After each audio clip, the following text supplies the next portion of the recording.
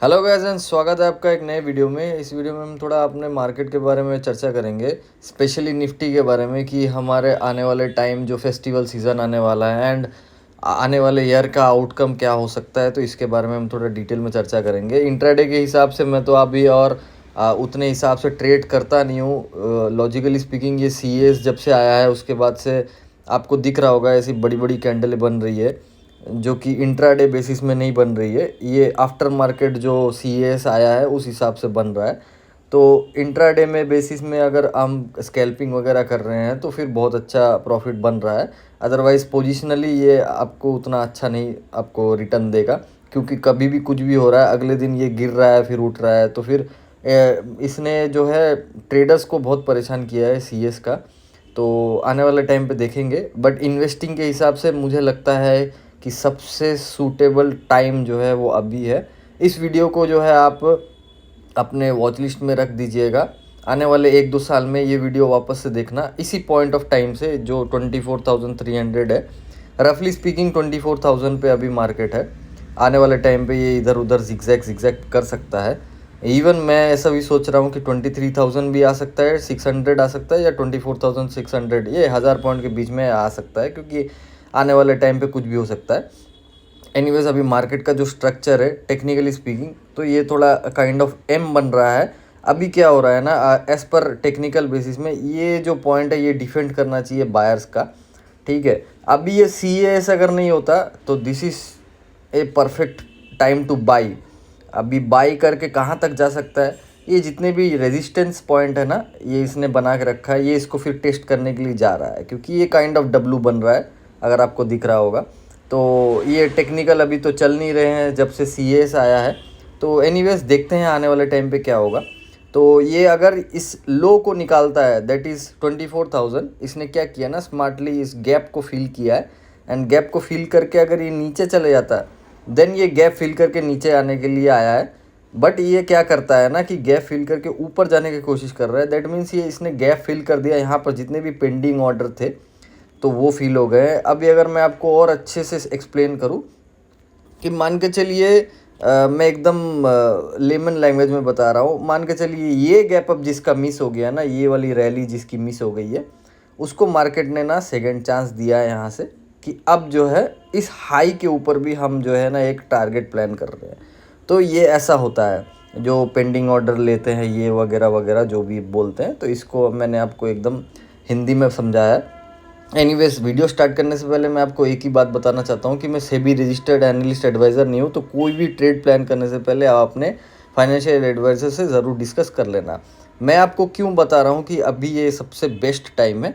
अगर हम थोड़ा बड़े टाइम फ्रेम में जाएंगे, जैसे वीकली मंथली वगैरह जो भी है, तो अभी जो है वीकली में अगर पैटर्न अगर आप देखोगे तो मैं आपको स्टेप बाय स्टेप समझाऊंगा। ये वीडियो थोड़ा लंबा रहेगा, तो ये ट्रेडिंग पर्पस से नहीं है, ये एक्चुअली इन्वेस्टिंग पर्पस से है। और टोटली मेरा ट्रेड प्लान है, trade plan in the sense मेरा इन्वेस्टिंग प्लान है। तो आने वाले टाइम पे मैं ऐसा प्रोजेक्ट कर रहा हूँ मार्केट में, तो इसके बेसिस पे ये वाला जो जगह है जहाँ पर जो है मार्केट ने एक फॉल एंटिसिपेट किया था, उसके बाद जो मार्केट अभी एक चैनल में आ चुका है। ठीक है, अब ये चैनल को जो है ना बरकरार रख सकता है जिस हिसाब से जा रहा है। अभी ये अगर मान के चलो थोड़ा नीचे भी आता है ना, फिर ये ऊपर चले जाएगा, फिर ऐसे ऐसे ऐसे ऐसे करते हुए ऊपर जा सकता है। प्रॉब्लम कहाँ आएगी, प्रॉब्लम यहाँ आ सकती है कि 24,600, ये जो रिसेंट लो लगा है ना 23,600, इसके नीचे अगर चले जाता है तो ये दिक्कत करने वाला है। अदरवाइज़ ये जितना ऊपर ऊपर जा रहा है 25,000 के ऊपर, ये जो राइजिंग वेज टाइप का बन रहा है, ये फिर एक्सप्लोड कर देगा एंड ये फिर वापस से 26,000 टेस्ट करने के लिए जा सकता है। अभी जिस हिसाब से पैटर्न बन रहा है, अगर ट्रेडिंग पर्पज से मैं अगर होता तो ये जो रेजिस्टेंस लाइन है ये मल्टीपल टाइम टेस्ट हो रही है। आप अगर अच्छे से अगर आप देखोगे तो ये रेजिस्टेंस जो है 24,600 700 जो भी है ना, यहाँ पर जो है मार्केट ना वेट कर रहा है। यहाँ पर देखिए बहुत दिनों से ये वेट कर रहा है, तो ऑल ऑफ अ सडन ऐसी एक कैंडल मैं एंटीसिपेट कर रहा हूँ अगर ट्रेडिंग पर्पज से बोले। बट मैं ये ट्रेडिंग पर्पज के लिए नहीं बोल रहा हूँ, इन्वेस्टिंग पर्पज से बोल रहा हूँ। तो एनीवेज अगर हम मंथली चार्ट में देखेंगे ना, तो यहाँ जो है ना पिक्चर हमको बहुत अच्छे से क्लियरली समझ में आएगा। ये जो एक बड़ा सा कैंडल आया था 10-11% 12% का ना, इसका लो ब्रेक हुआ था, इसीलिए जो है ना मार्केट यहाँ पर थोड़ा टाइम स्पेंड कर रहा है, बट लो को ना बहुत अच्छे से डिफेंड करके ये अभी हायर रेंज पे आ गया है। इसका हाई कभी भी टेकन आउट नहीं हुआ है, तो ये ऑलमोस्ट एक इनसाइड कैंडल बना है। इनसाइड कैंडल का लॉजिक ये होता है कि ये जो 10-11% की कैंडल बनी है, अगर ये नीचे जाता है ना तो फिर ये 10-11% वापस नीचे गिर जाएगा, अगर ये ऊपर जाता है तो 10-11% ऊपर जाएगा, सिंपल है। तो इस हिसाब से अगर इनसाइड कैंडल को हम प्ले करेंगे तो उस हिसाब से अगर हम देखेंगे तो ये 25,000 के ऊपर जो है ना एक्सप्लोड करेगा, फिर 26,000 मानेगा नहीं। क्यों नहीं मानेगा? क्योंकि ये जो है ना पिछले 2-3 बार यहाँ से गिर चुका है। अगर आप देखोगे तो ये पिछले बार 2 सितंबर को आया था 2024 को, फिर वहाँ से जो इसने 21,000-22,000 का एक जंप मतलब डाइव लगाया, फिर उसके बाद फिर वापस से 2025 दिसंबर को वापस से यहाँ आया, फिर यहाँ से फिर इसने 22,000 का एक डाइव लगा दिया। अब ये फिर अप्रोच करने जा रहा है। तो बार बार क्या हो रहा है ना, ये एक्यूमुलेशन जोन बन गया है। ये जो जगह है ना, ये एक्यूमुलेशन जोन बन गया है। बहुत लोगों को ये लग रहा होगा कि ये मार्केट नीचे चला आएगा, लेकिन अगर ये धीरे धीरे वापस से इस जगह पे अप्रोच करता है ना, तो मुझे लगता है ये जो जोन है, अगर आप मैं इसको कैसे प्रोजेक्ट करता हूँ, ये यहाँ से अगर मैं इसको यहाँ पर प्रोजेक्ट कर लेता हूँ 15% का, ये 16% जो भी है, तो सॉरी, तो इसको जो है ना हम इसी को अगर आप कॉपी पेस्ट करोगे तो ये यहाँ से फिर मान के चलो यहाँ पर 31,000 तक का तो एक टारगेट दिख रहा है। यहाँ से 30,000 अब मान के चलो 26,000 से 30,000, क्योंकि अगर 26,000 का हाई है इस रेंज का और लो है 22,000, तो ऑलमोस्ट 4,000 पॉइंट का ये डिफरेंस आ रहा है। तो 26,000 से 4,000 पॉइंट अगर ऐड करेंगे तो 30,000 का लॉजिकल टारगेट आ रहा है। अगर हम थोड़ा और बड़े टाइम फ्रेम में जाते हैं ना, जहाँ पर सबसे बढ़िया पिक्चर दिख रहा है वो ये है कि आपको यहाँ एक ईयरली कैंडल जो दिख रहा होगा, यहाँ पर ईयरली कैंडल में देखने से आप शॉक हो जाओगे कि यहाँ सारे के सारे ग्रीन कैंडल है। ये पहला जो है ना रेड कैंडल आया है, एंड ये रेड कैंडल की खासियत ये है कि इसने ना इसके पिछले बार ना एक हाई ब्रेक किया था। अगर आप ध्यान से देखोगे तो इस हाई को ब्रेक किया है, एंड लो जो है ना डिफेंडेड है।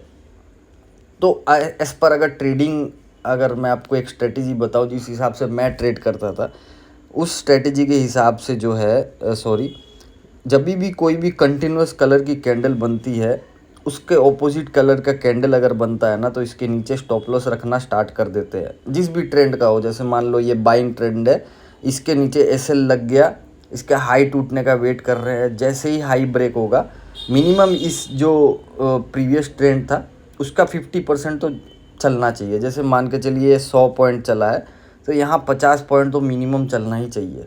तो ये है इसका लॉजिक। 100 पॉइंट तो मेरा टारगेट रहेगा, लेकिन 50 पॉइंट तो मेरा लॉजिकल टारगेट रहता है, जो कि मैंने देखा है मोस्ट ऑफ द सिनेरियोज आ ही जाता है। इसीलिए मैं बहुत ज़्यादा एक्साइटेड हूँ अपने मार्केट को लेकर। ये मार्केट जो है, हमारा मार्केट मान के चलिए 2024 से लेकर अभी 2027 आने वाला है, 3 साल से एक जगह कंसोलिडेट कर रहा है। अगले 3 साल का जो भी मान के चलिए, यहाँ 3 साल में जो भी टारगेट इसको देना था या जो भी रिटर्न देना था ना, वो पेंडिंग है। अभी आने वाले 1-2 महीने या 5-6 महीने में ना ये इतना टारगेट दे देगा आपको, जो भी पेंडिंग टारगेट रहता है वो आपको दे देगा, ऐसा मुझे लगता है। एंड अगर आप इस लॉजिक के हिसाब से देखोगे तो यहाँ पर जो है ना प्रीवियस एक मतलब नेगेटिव कैंडल बना था, और कभी भी देखो रेंज ब्रेकआउट होता है ना, जैसे मान लो ये प्रीवियसली यहाँ एक रेंज था, ठीक है, ये 2009, 10, 8 जो भी होगा, मुझे कैंडल से मतलब है, ये ईयर का कुछ भी हो सकता है। तो यहाँ जब भी रेंज ब्रेकआउट होता है ना, एक बहुत बड़ी ट्रेंडिंग मूव के बाद, यहाँ पर देखो आप 2003 से लेकर 2008 तक इसने एक ट्रेंडिंग मूव दिया है। उसके बाद ये कंसोलिडेशन फेज में चला गया। जिस हिसाब से ये कंसोलिडेशन के बाद वापस से ब्रेकआउट करके निकला, उसके बाद ये आप देखो 6,000 से 26,000 चला गया, ठीक है। अभी मुझे ऐसा लगता है कि ये 26,000 के ऊपर अगर जाता है तो मिनिमम 30,000 तक का तो जा सकता है, 30-31,000 यहाँ से जा सकता है। तो अगर यहाँ पर कोई इन्वेस्टिंग, जैसे मैं सोच रहा हूँ इन्वेस्टिंग का, तो यहाँ से मुझे 20-30% का तो मिनिमम यहाँ टारगेट रेंज दिख रहा है। एंड ये कभी भी मान के चलो ना, अभी जैसे मान के चलते हैं यहाँ पर मैं इसको बाई मिस कर देता हूँ, ये यहाँ से निकल जाता है, ये फिर वापस से आएगा, इस जगह को रीटेस्ट करेगा एंड फिर इसके बाद जो फटेगा ना फिर और ऊपर के टारगेट खुल जाएंगे। अगर इसके आप एग्जांपल देखना चाहते हो तो ये कोविड का लो देखो, ये जो भी लो बना था ना, ये यहाँ पर से यहाँ पर कंसोलिडेशन के बाद ये जो निकला है ना, ये इसके बाद निकल के बाद कोविड का लो यहाँ पर आया 7,500 का, फिर ये यहाँ से फटा। तो हमेशा याद रखना कि आपके हाथ से कुछ मिस नहीं होगा, मार्केट आपको वापस से देगा। मैं इसके और भी आपको इन्फिनिट एग्जांपल्स दिखा सकता हूँ। जैसे मान के चलो ये प्रीवियसली यहाँ पर एक कंसोलिडेशन हुआ था, एक बड़ी कैंडल यहाँ पर आई, सीधा का सीधा 30% इसने यहाँ पर दे दिया।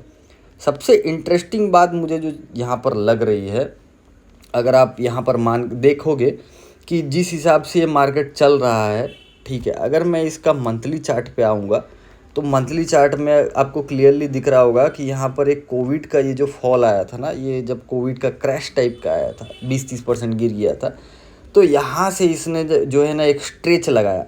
जिस हिसाब से इसने मार्केट ने ना जैसे मान लो इसने लो कितना लगाया, 7,500 से रफली ये 18,500 चला गया, फिर यहाँ से ये 26,000 गया। तो अगर मेरा एक पुराना टूल है जिस पे मैं अभी भी जो है ना काम करता हूँ एंड ये बहुत अच्छे रिजल्ट देता है, ये फिबोनाची रिट्रेसमेंट है। इस लो से अगर इस जो स्विंग को मैं अगर मार्क करता हूँ तो अगर आप देखोगे तो सिंपली ये क्या कर रहा है ना, 0.618 पे सपोर्ट ले रहा है और ऑलमोस्ट 1 पे ना इसने अपना हाई बनाया। अगर आप ध्यान से देखोगे कोई भी मंथली कैंडल 1 के ऊपर जो है ना क्लोज नहीं की, और इसका राउंड फिगर आ रहा है 26,300, 276, ऑलमोस्ट 300 है, और अभी का हाई भी वही है। अगर सरप्राइजिंगली ये देखोगे आप कि 0.618 जो है 22,000 पे है और 20,000 पे 0.5 है, 20,000 पे तक तो आया नहीं, 0.618 तक आया। अब ये लॉजिकली अगर देखें तो ये ब्रेकआउट होने के बाद ना ये 0.618 जो है ना, सॉरी 1.618 जो है 33,000 यहाँ तक का टारगेट दिखा रहा है। तो मैं होपफुल हूँ कि यहाँ पर तक तो जा सकता है, जिस हिसाब से टेक्निकल अभी भी मतलब जो है ना कायम है। एंड ये कहाँ तक फेल हो सकता है, जैसे मान के चलिए सब तो सही है, ये यहाँ का फेल कहाँ होगा, फेल यही होगा कि इसने जहाँ पर ये जो सपोर्ट लिया है 22,000 पे जो है सपोर्ट लिया है, इसके नीचे अगर ये वापस से गया ना, ये पहली बार यहाँ आया था, यहाँ से 26,000 चला गया, ये दूसरी बार यहाँ आया फिर अगर गिरने लगा ना तो दिक्कत वाली बात है। अगर मंथली चार्ट में देखेंगे तो इसने ना यहाँ एक सपोर्ट लिया है 24,000 पे, ठीक है, अब ये मतलब भागने के लिए रेडी हो रहा है। तो अगर मंथली डेली वाइज देखेंगे तो अभी के टाइम पे ना इसने यहीं से सपोर्ट लिया है 24,000, और ये जो रिसेंट का 23,600 या जो भी हो, ये दो जो है ना सपोर्ट है 24,000 से लेकर 23,600, इसके नीचे आएगा तो दिक्कत वाली बात होगी, फिर लॉन्ग टर्म में थोड़ा रीएनालाइज करना पड़ेगा। अगर मार्केट यहाँ से निकलना स्टार्ट करता है एंड 25,000 तोड़ देता है, जो कि मंथली एक हम लोग का ब्रेकआउट लेवल है, ये गैप भी है, ये वाला जो लेवल है 25,000 का जो भी है अभी, हाँ, तो ये 25,000 के ऊपर अगर ये जाना स्टार्ट करता है ना, या अभी के टाइम पे आने वाले टाइम पे फेस्टिवल का सीज़न है तो ये थोड़ा बुलिश होता है हमारे मार्केट के लिए, ये वाला जोन अगर ये निकालना स्टार्ट कर देता है ना, तो आप बैक ऑफ द माइंड ये सोच मतलब लिखिएगा कि मार्केट जो है ना अभी निकलने का कोशिश कर रहा है। एंड मुझे लगता है कि 2027 तक अभी मार्केट हमारा जो है 26,000 निकालने का पूरी ट्राई करेगा। एंड जिस हिसाब से क्रूड ऑयल नीचे आ रहा है, जिस पोजीशन से नीचे आ रहा है, जैसे क्रूड ऑयल $60 था, वहाँ पर मार्केट हमारा 26,000 था।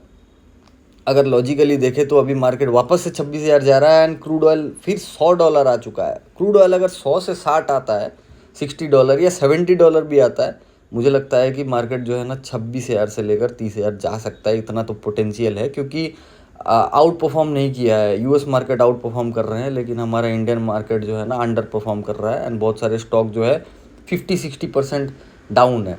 तो अगर उनको जैसे मान के चलिए इन्फोसिस की अगर मैं बात करता हूँ, अगर इन्फोसिस में अगर आप देखोगे तो ये ऑलमोस्ट करीब ना हमारा जो है ना 50% डाउन है, 2,000 का चीज़ 1,100 में मिल रहा है, ठीक है। तो इसको अगर यहाँ से रिट्रेसमेंट के लिए जाना है, 50% जाना है, यहाँ से मान के चलिए 50% ये जा सकता है जिस हिसाब से जा रहा है, तो 1700, 1500, 1600, 1700 ये यहाँ से वापस से रिट्रेसमेंट के लिए जा सकता है। उस हिसाब से अगर देखें तो निफ्टी भी मुझे लगता है कि 30,000 अगर गया तो ये सारे के सारे स्टॉक फिर चलने लग जाएंगे। और सारे के सारे आईटी अभी चलना स्टार्ट भी कर चुके हैं। एक अर्निंग्स का वीडियो है मेरे चैनल में अभी पड़ा हुआ है, तो अगर आप उसको देख सकते हो कि ये देखिए यहाँ पर इन्फोसिस ने अपने अर्निंग्स वाले डेट पे 1064 के ऊपर बाइंग दिया था। एंड अगर आप ध्यान से देखोगे तो इस पोजीशन से इसने अभी भी 7-7.5% तो अभी भी प्रॉफिट चल रहा है। एंड इसने अपना हाई 12-13% का दिया था for the stop loss of nearly 3%। तो 3% के लिए 7-8% मिल रहा है। मुझे लगता है कि इससे अच्छा स्ट्रेटजी कहीं मिलेगा नहीं।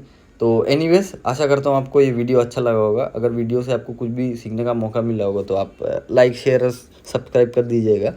एंड आपको आने वाले टाइम के लिए गुड लक।